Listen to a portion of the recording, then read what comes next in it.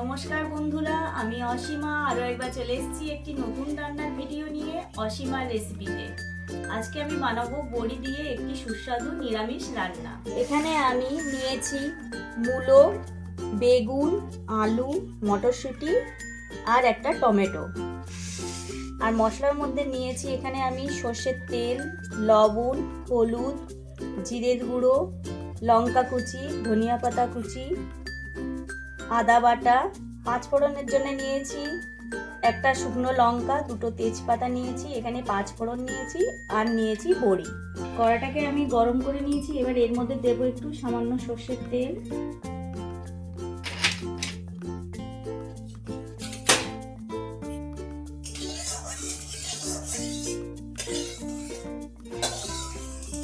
তেল গরম হয়ে গেছে। এবার এর মধ্যে আমি দিয়ে দিচ্ছি বড়িগুলোকে আমি ভালো করে ভেজে নেব।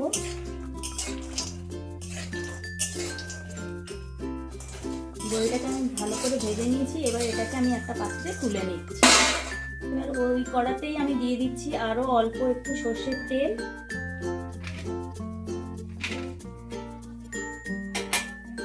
তেলটা গরম হয়ে গেলে এর মধ্যে আমি দিয়ে দেব দুটো তেজপাতা, শুকনো লঙ্কা আর একটু পাঁচফোড়ন।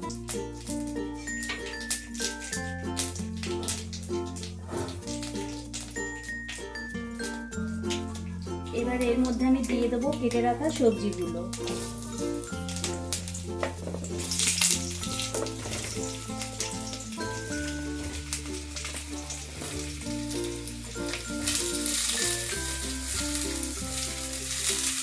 আলু আর মূলোটাকে আমি আগে একটু ভেজে নেব। মূলো আর আলুটাকে ভেজে নেওয়ার পরে আমি এর মধ্যে দিয়ে দিচ্ছি কেটে রাখা বেগুনগুলো। বেগুনটাকে দিয়ে আর একটু ভাজবো। সবজিগুলোকে ভালো করে ভেজেছি। এবারে এর মধ্যে আমি দেব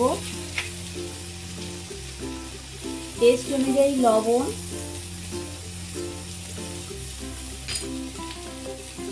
দেব হলুদ গুঁড়ো,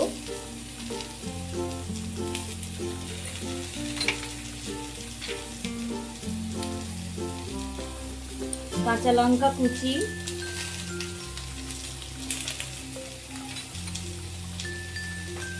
আর মটরশুঁটি। এগুলোকে দিয়ে আমি ভালো করে মিশিয়ে নেব।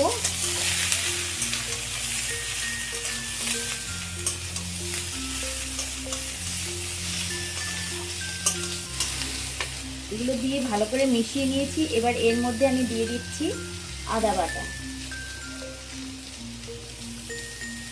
আদা বাটা দিয়ে সবজিগুলোকে আমি আর একটু কষিয়ে নেব।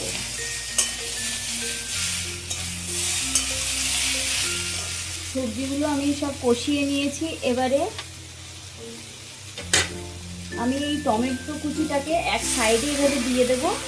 দিয়ে আমি এটা ঢাকা দিয়ে দেবো আর আঁচটাকে আমি একদম কমিয়ে দেবো। কিছুক্ষণ পর আমি কড়ার ঢাকনাটাকে খুলে দেখে নেব।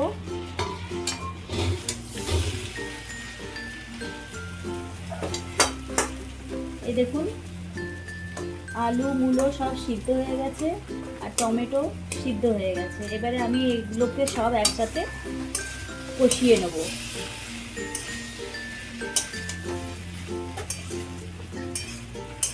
ওভেনটাকে জোরে দিয়ে আমি এটাকে কষিয়ে নিচ্ছি ভালো করে।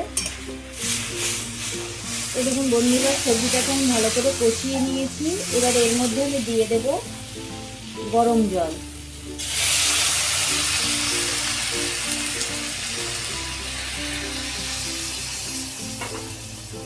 গরম জলটা দিয়ে আমি এটাকে ভালো করে মিশিয়ে নেব।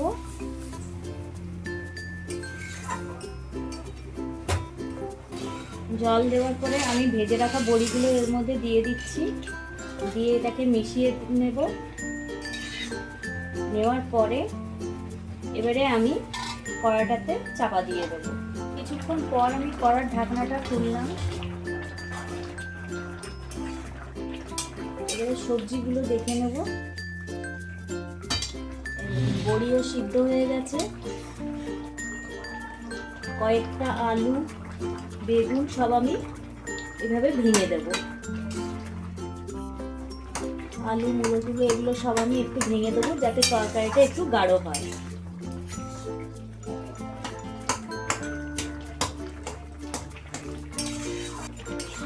এবারে আমি এতে দিয়ে দেবো জিরের গুঁড়ো। বড়ি দেওয়া আছে যেহেতু ঝোলটা কমে আসবে। এবারে আমি জিরের গুঁড়োটাকে দিয়ে ভালো করে মিশিয়ে নেব। জিরের গুঁড়ো দেওয়ার পর আমি 2-5 মিনিট ফুটিয়ে নিয়েছি। এবারে নামানোর আগে আমি এতে দিয়ে দেবো ধনেপাতা কুচি। ধনেপাতা কুচিটা দিয়ে আমি এটাকে মিশিয়ে নিচ্ছি।